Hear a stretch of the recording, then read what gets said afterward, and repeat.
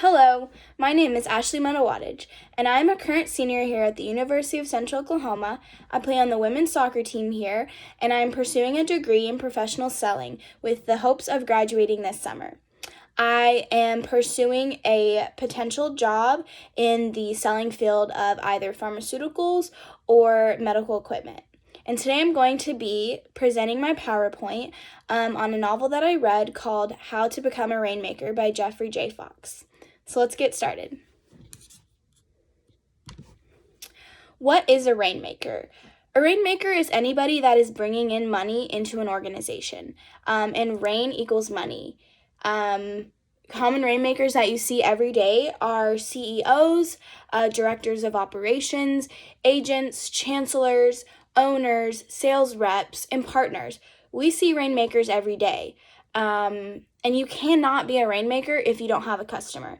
Having a customer is more important than the business idea itself, the product that you're selling, the machinery, the buildings, the financing, or even the people altogether. You must have a customer in order to make a sale, in order to make money. That's what being a rainmaker is. And two key ingredients that I find very important into being a rainmaker is confidence and drive, and also having the knowledge on how to sell. If you're not confident, you're probably not going to walk in and believe that you're going to make a sale, and then you may not. So having confidence and the drive to further your education on selling and further your education on how to deal with people and communicate is very important into becoming a rainmaker. How do you become a rainmaker? First of all, anybody can become a rainmaker. It is not some impossible job. It is something that anybody can do that is searching for or wanting to make money in any way or bring revenue in any way. And you're not just a regular salesperson, you're better. Regular salespeople may not consider themselves rainmakers. Rainmakers are experts at what they do. And it's very important to always cherish the time that a customer gives you. You never want to waste time with a customer, and you never want to talk about things that they are not interested in because you're wasting your time. You want to show them something that they need and that's going to benefit them so that you can make a sale. You want to treat the customer like your best friend, and you want to give them what you need, what they need. So that's very important. It's important to price your products to its dollarized value. It's also important to show them the dollarized value of what they're going to get from you. You want to teach them to want what they need so that they will buy from you. It's important to make the products that they actually want because, again, you're wasting your time selling to somebody that is not interested and the product is not going to benefit them. You want to make sure that what you're selling and who you're selling to is going to benefit that person in particular or that company.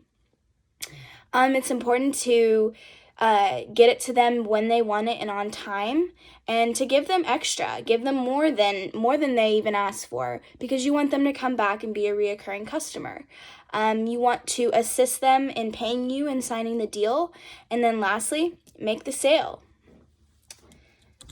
One topic that I learned in class in my professional selling course, and I also read in the novel How to Become a Rainmaker, was how important pre-call planning is for a sales call. So to begin with, in How to Become a Rainmaker, I learned that rainmakers will always pre-call plan before a sales call. They will never walk into a sales call without planning the questions that they're going to ask, the details on the products they're going to be selling, the benefits that they're going to share with the customer. They're never going to walk into a sales call without having done their research on the customer or the company. They're going to be prepared in every way possible. And sometimes it can take hours of preparation. It truly depends on the sales call and the person that you're selling to, but being prepared is super important into going into a sales call. Rainmakers never waste a sales call, and if you come in unprepared, that's exactly what you very well could do, is waste it. preparing for a sales call is just like preparing for a test or a game. I am a collegiate soccer player, so before a game, I study my opponents and I prepare, I stretch, I drink water, I nourish my body. So I have to prepare for that exactly how I am going to have to prepare for a sales call in the future. You want to hook the bait while you have the chance. This could be potentially your only chance to meet with this person. You've got to hook the bait. If not, you've wasted your time. You want to have questions written down and memorized so that you know exactly some of the things that you're going to ask them. You want to have done research on who exactly you're talking to. You want to have some anticipated objections that they might ask you or tell you, and you want to have the benefits prepared to share with them. It's important, like I said, to do your homework on the customer, and it's also very important to remain flexible because you never know what is going to be thrown at you during a sales call. You want to be ready for anything that may come your way. So that was a little bit of the tips and tricks that I learned in how to become a rainmaker.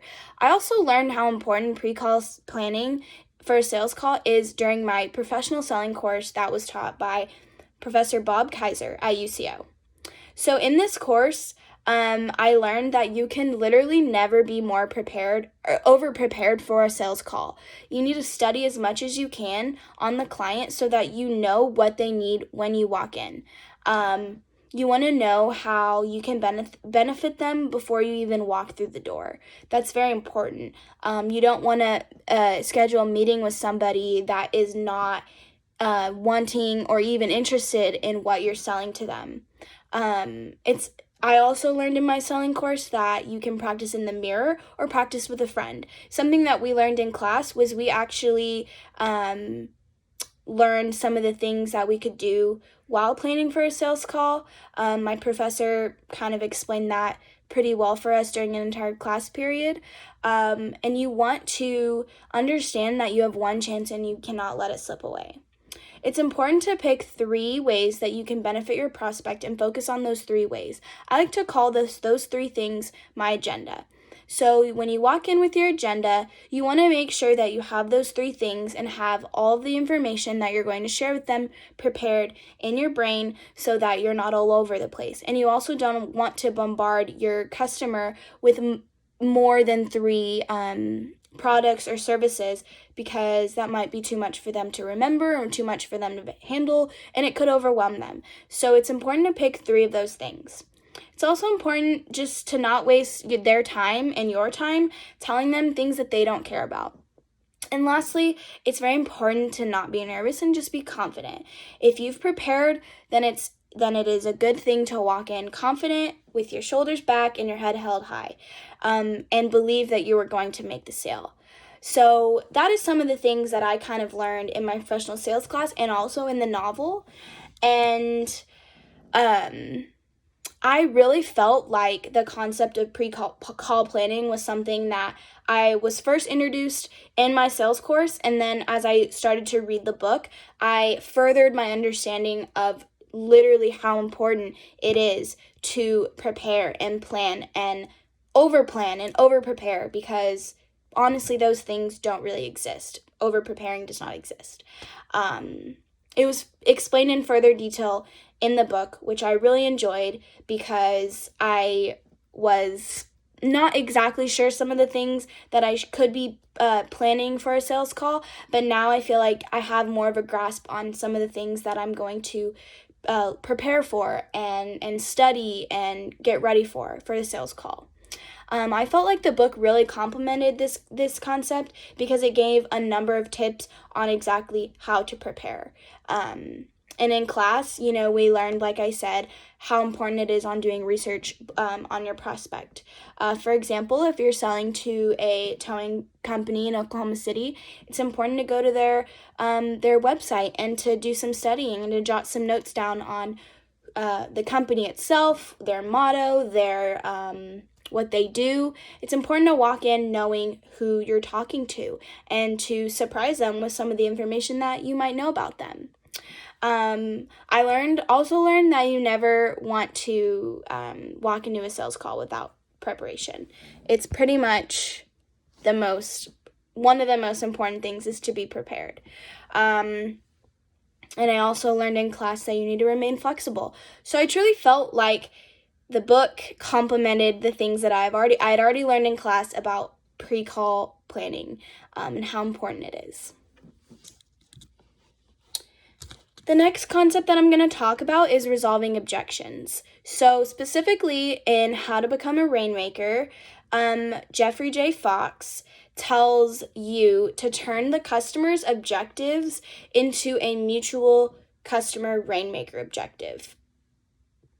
And you want to welcome them because they are really not a negative thing. They're actually a positive thing. It shows you that the customer is interested enough to object and to say something that they feel and to explain what they want. And as a rainmaker, you must restate the customer's objective as an objective. You're trying to change the tone from adversarial to positive. And rainmakers love and welcome objections. In my professional selling course, we did a lot of studying and learning on how to resolve objections. One of the most important things that I did learn in this course was the 7-step process to resolving an objection. The process is as follows. You listen, you pause, you empathize, you probe, you rephrase, you solve, and you confirm. This process is crucial because if you miss just one step, you could end up losing the sale and possibly the customer. You listen to gain an understanding of what the customer is really looking for. You pause to allow yourself to soak in the information. You don't want to get defensive, so you pause, you soak it in, and you decide what you're going to say next, because what you say next is huge. You empathize to show them that you understand where they're coming from. You probe to ask them what they really mean by what they said. You want them to tell you what they want, and that's why you probe. You rephrase to verify that you understand what they're actually looking for. And then you solve by offering a solution. And lastly, you confirm to ask them if the solution you have given them is going to work for them. So those are the 7 steps that we went over in class.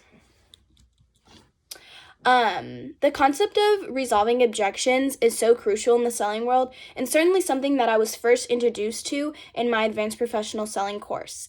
We learned the 7 steps to resolving objections and offering the customer a new solution on a silver platter. We learned those 7 steps in details and exactly how to do them. We actually, each of us performed a sales call where our professor gave us an objection and we had to deal with it without knowing what the objection was going to be, and we had to deal with it. And it was something that I struggled with, but it was something that I learned hands-on because I had the opportunity to apply these 7 steps to a sales call in role play. I felt that reading How to Become a Rainmaker talked more about the importance of solving the objection rather than explaining how to do it. So I felt like in class we learned those 7 steps and how to absolve the objection more in detail and kind of how to do that. Whereas in the book, I would say it was more of just allowing objections to come, welcome them, and know that they're a good thing and not to be scared of them. And I would definitely say that the book complemented the concept of resolving objections because it personally really helped me rethink my whole fear of objections. I was terrified of facing an objection with a customer, but after reading How to Become a Rainmaker, I learned that if you do want to be a rainmaker, you have to welcome objections and not think about them so negatively. I felt like I learned different parts of this concept in both class and the novel, but the overall message was clear that the objections are a good thing and to handle them with confidence. The next concept that I learned about in How to Become a Rainmaker was asking questions and how important this is. You can never ask a dumb question. Jeffrey J. Fox has a chapter in his book called Dare to be Dumb, basically saying there is not a dumb question that you can ask. And technically, you are supposed to walk into a sales call and pretend that you know nothing and assume nothing. You want to ask as many questions as you can so that you can gain an understanding of what they are looking for. Many salespeople are criticized for asking too few of questions, and asking too few of questions is asking to fail. You have to have multiple questions planned during your pre-call preparation, like I talked about earlier. You can jot them down and bring them on your notepad when you go into a sales call so that you don't forget. Effective salespeople act like they don't know the answer to any of the questions that they ask their prospect, even if they might know the answer. Customers love to love questions because they love to talk. So don't be afraid to ask them. You need to ask them to have success in a sales call. Dare to be dumb, assume nothing. Even if you have the perfect feel for a problem, ask questions so that the customer will know that you understand. This was a concept that I also learned in my professional selling course at UCO. In this course, we learned to walk into a sales call with assuming nothing, like I said. I felt that this concept was complemented really nicely in the book. I first was introduced to this concept of asking questions in class, and then as I read the book, I felt like it complemented it really nicely. In class, we were taught the SPIN strategy of selling, which is the 4 types of questions that you need to ask your prospect in a sales call. The 4 questions are situation questions, problem questions, implication questions, and need payoff questions. To begin with, situation questions are the questions you ask to get the facts, information, and background data about the customer's existing situation. Then you want to ask problem questions, and this is when you probe for them to tell you the problems and the difficulties and the dissatisfactions that they're facing right now. Next, you want to ask implication questions, and those questions are to find out the effects, consequences, and implications of the customer's problems.